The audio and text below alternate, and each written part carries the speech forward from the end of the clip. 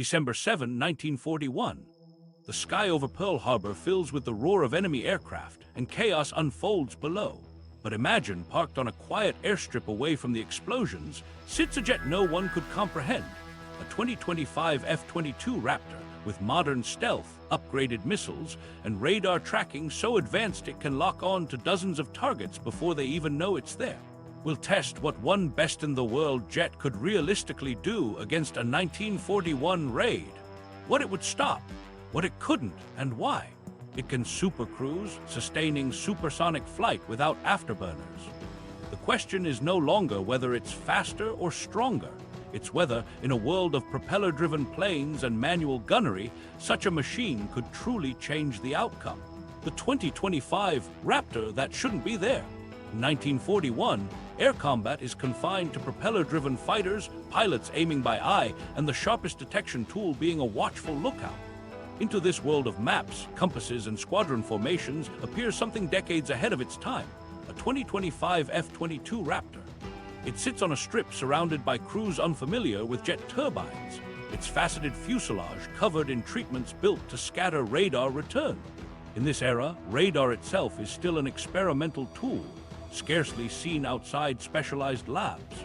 Designed for the most advanced air battles of the 21st century, this aircraft has been dropped into a sky where fast means barely a third of its cruising speed. By 2025, the F-22 has gone beyond its original role as a pure air superiority fighter. Years of upgrades have refined its design. Newer radar-absorbent coatings further cut its signature, even against lower frequency systems.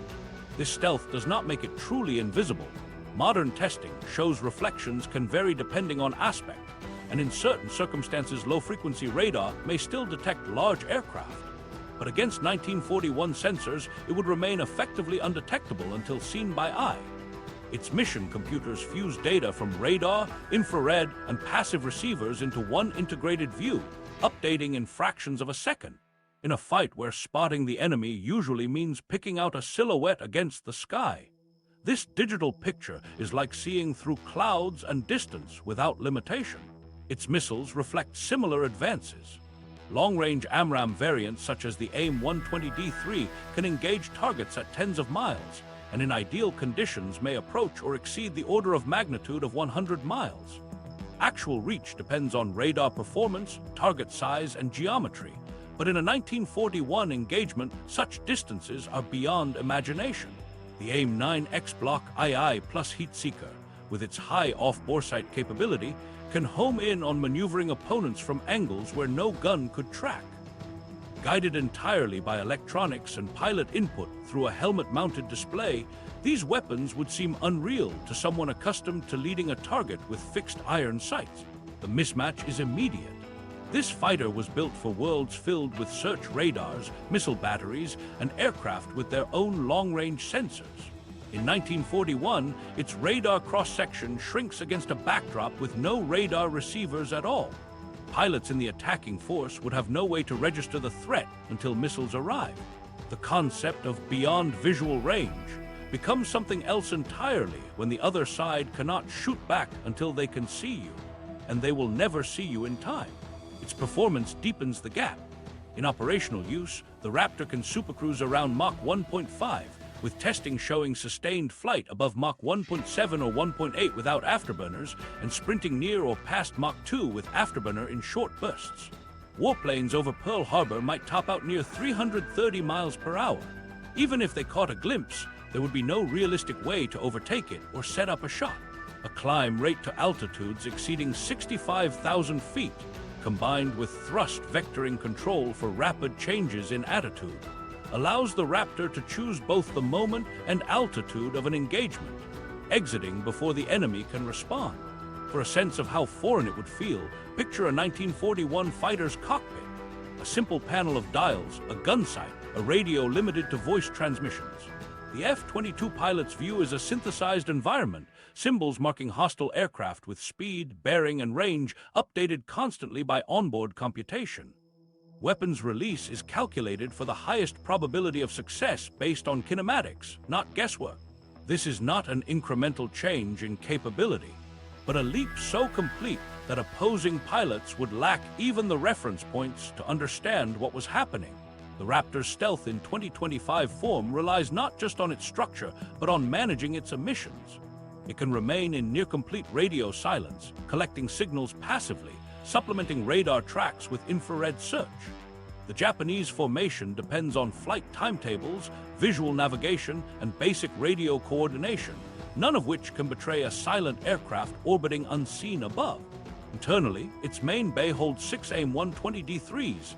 Its side bays carry 2 AIM-9X Block II+ missiles, and for close-range contingencies, it retains the M61A2 Vulcan cannon, a 6-barrel 20mm gun carrying 480 rounds and capable of extremely high rates of fire. Of all its armament, only this gun would be recognizable to contemporary aviators, though with a cyclic rate several times their best, even it would feel alien in effect. In 1941, hitting an enemy before it could react was rare and typically the realm of ground-based flak. For the Raptor, it is standard. Engagements would be dictated entirely by its pilot's decisions, when radar illuminates, when weapons leave the bay, when to withdraw. Enemy crews would find themselves under attack from a direction and distance they could not predict, the exchange ending before they had even turned toward the sort. Place it now on that December morning. Hundreds of Japanese aircraft approach in fixed formations, cruising at prearranged altitudes, entirely unaware that a supersonic fighter has already flown out to meet them. From above, the Raptor can drop into attack runs, fire, and then climb back beyond reach. It can operate well above any bomber or fighter ceiling, diving through the limits of their vision before disappearing again. The asymmetry in this engagement is so stark that the only constraints are missile count and available fuel. That imbalance is why the phrase "shouldn't be there" fits. Everything the Raptor was designed to overcome would overwhelm 1941 defenses.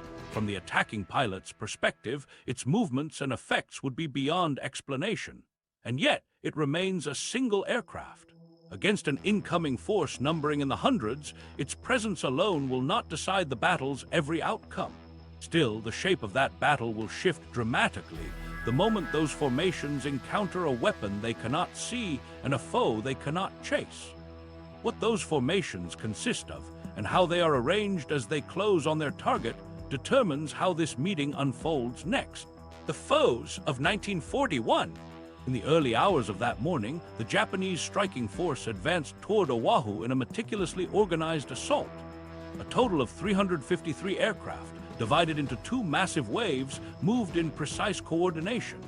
Each type had a specific role: fighters to clear the skies, dive bombers to smash stationary targets, and torpedo planes to cripple ships riding at anchor.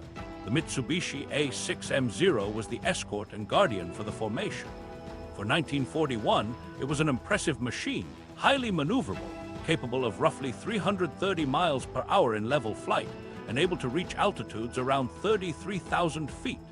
Its armament combined 2 20mm cannons in the wings with 2 7.7 machine guns in the nose. These weapons could be lethal in turning engagements against other propeller-driven planes, but only once the Zero's pilot could see and close on the target. Visual identification and positioning through sustained maneuver were at the core of its fighting style. Slower but equally vital, the Nakajima B-5N Kate torpedo bombers carried the attack's main anti-ship weapon. With top speeds under 240 miles per hour and payloads limited to a single torpedo or a few bombs, they relied on low, steady approaches over water to launch effectively.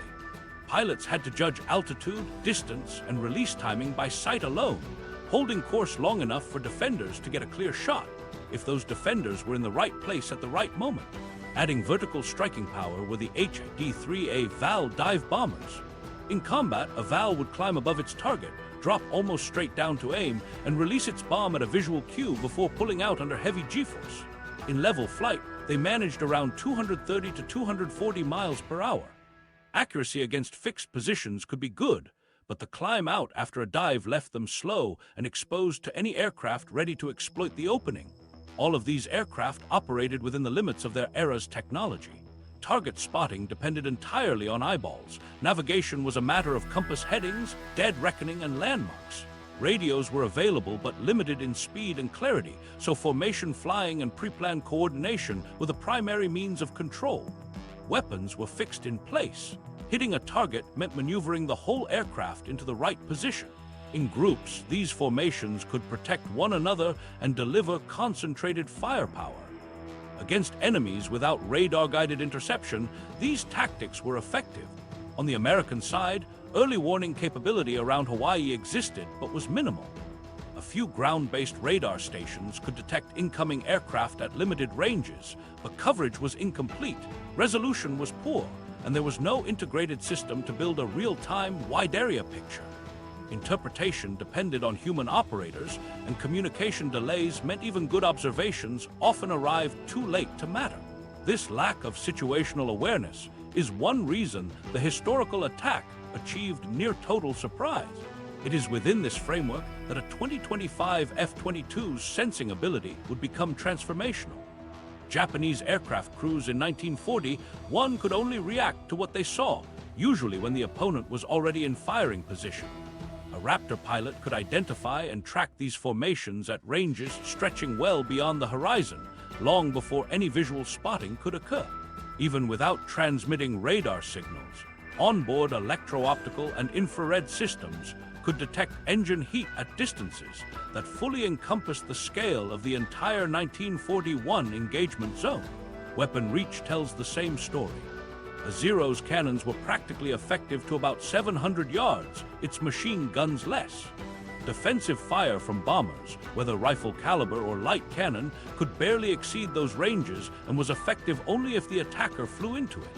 In contrast, the AIM-120D3 inside the Raptor's bays could destroy a target many miles away, even allowing for realistic constraints.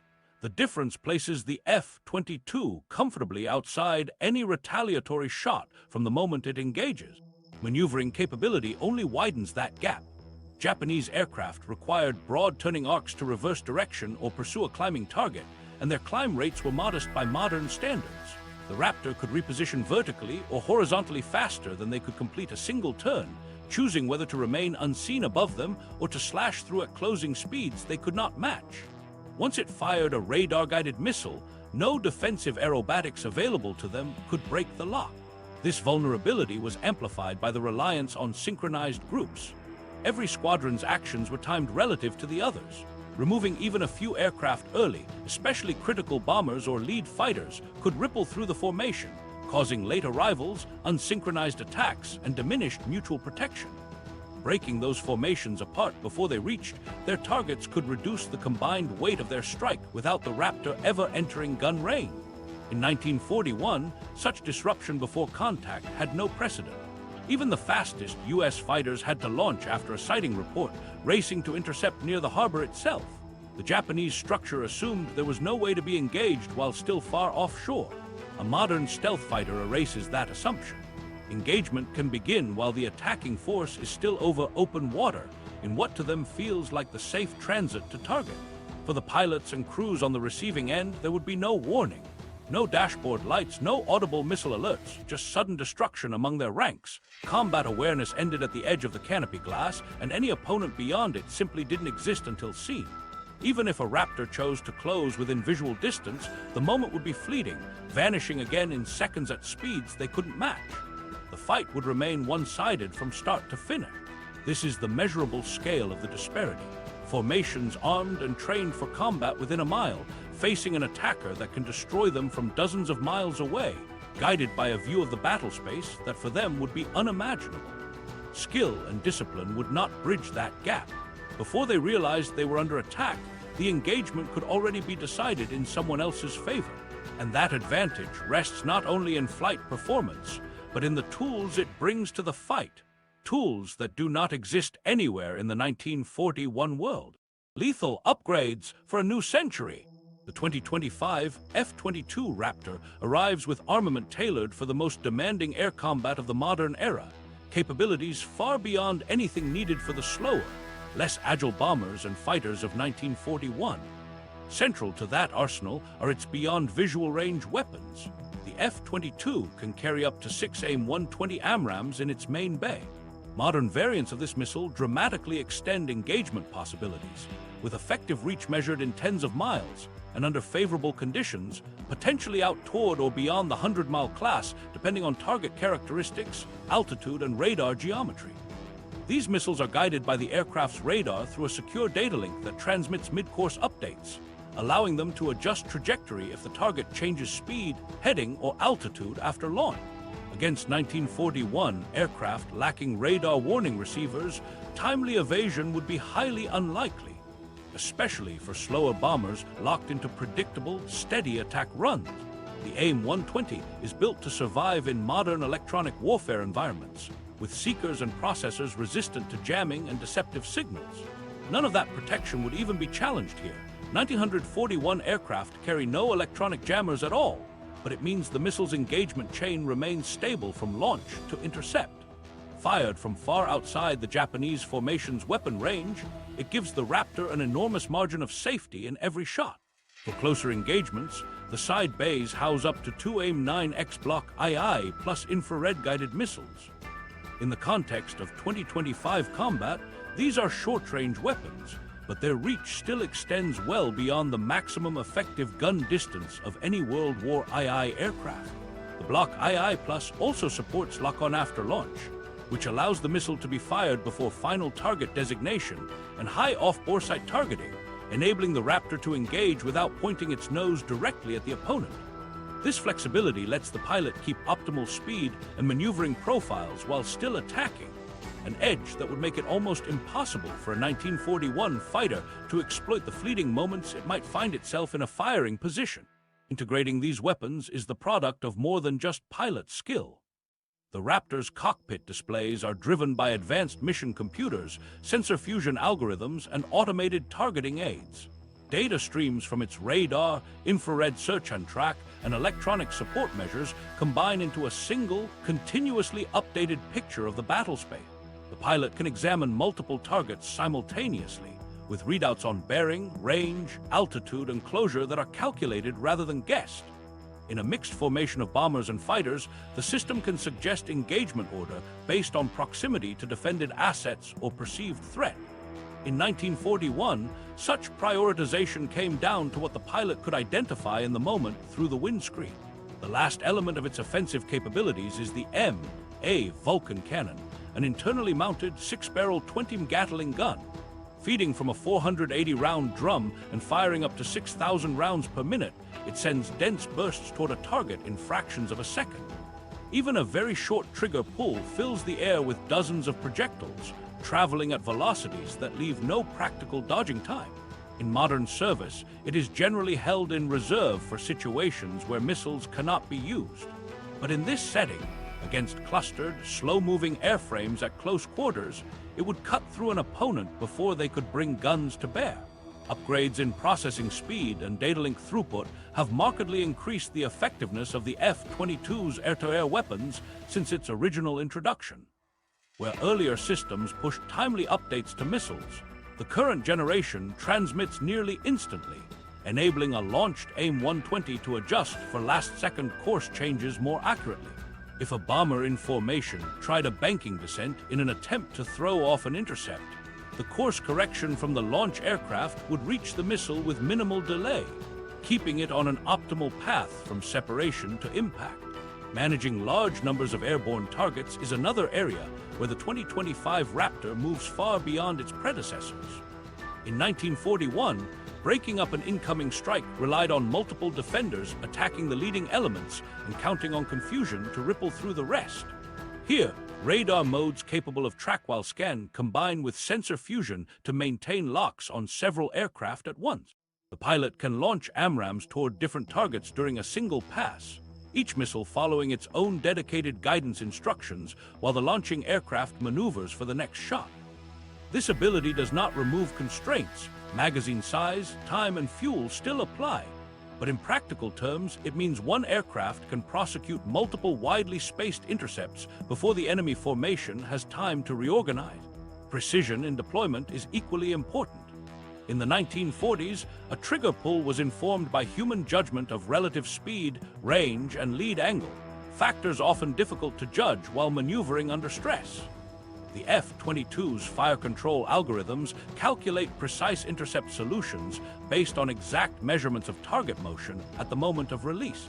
Every missile leaves the bay already on a trajectory optimized for its quarry's maneuvers, greatly boosting hit probability.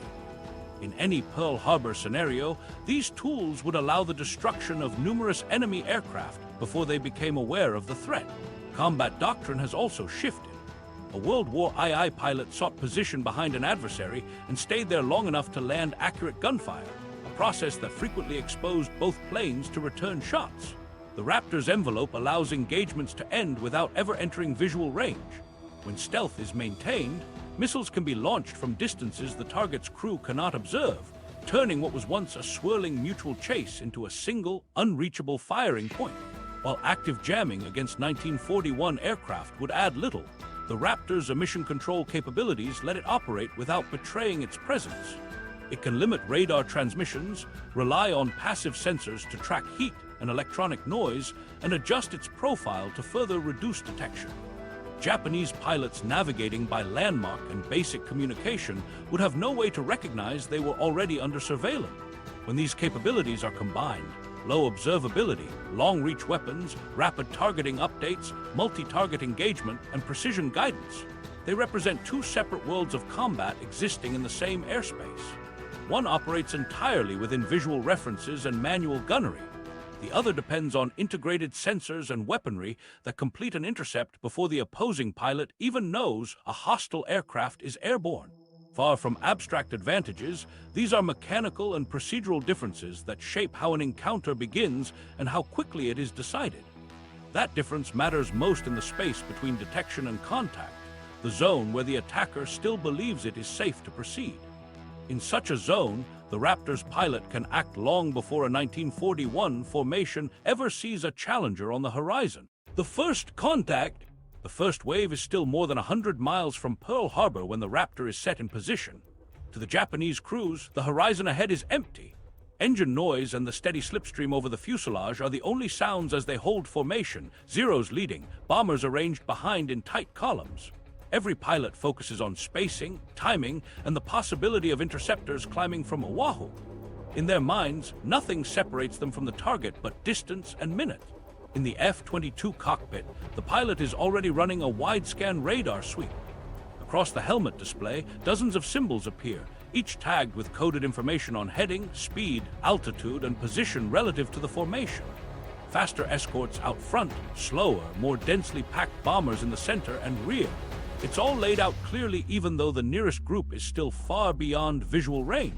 Without this technology, such details would stay hidden until the formations were almost over the island. Here, identification and selection happen well before the Japanese are aware of any contact. Flight levels in the raid are dictated by the attack plan. Torpedo bombers hold low over the ocean for their release runs. Dive bombers cruise higher but still under 10,000 feet to maintain cohesion and fuel efficiency. The escort Zeros spread slightly, cycling gentle weaving patterns to watch above and ahead in the hope of spotting defenders. They expect any threat to be climbing to meet them, not descending from far higher and already in an attack position. The Raptor pilot assigns targets for the opening volley with precision, bomber leaders in the central elements. Removing those will force the rest to realign or break from their planned timing.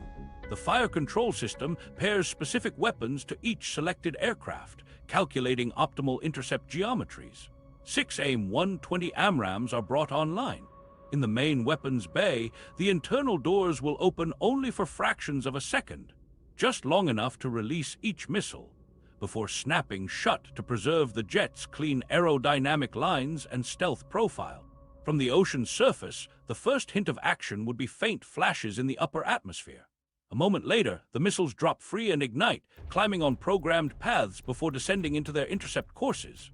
Each one flies toward a high-probability solution, refined in real time with updates from the Raptor's radar.